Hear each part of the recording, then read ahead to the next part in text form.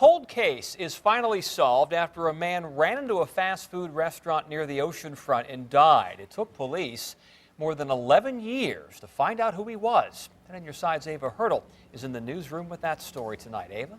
Tom, after going through files giving clues a fresh look, police finally came up with the man's name. October 16, 2001. That's when police say the man walked into this Burger King off Laskin Road for lunch, but never got a bite to eat. He collapsed and died with no identification on him. So I had to find a name for this man to notify his family, his friends. Detective Kevin Loki used a national database for missing persons, checked the number of old files, and took another look at the shoes, shirt, and pants he was wearing. But the one thing that was on his clothes that was a huge piece of evidence was paint. He had a lot of paint splatter on his pants, and it appeared to be fresh. 58-year-old Samuel Ray Barnard was then positively identified after a records check showed nothing for him after 2001.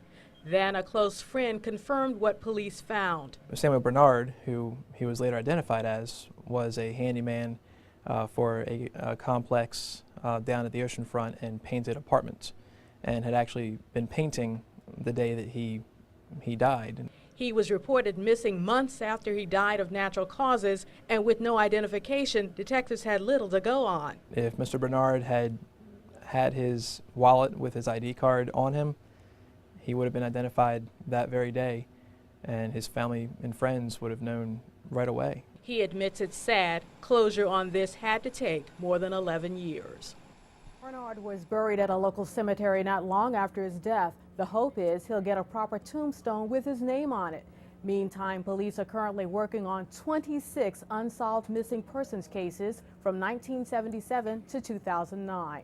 I'm Ava Hurdle, 10 on your side.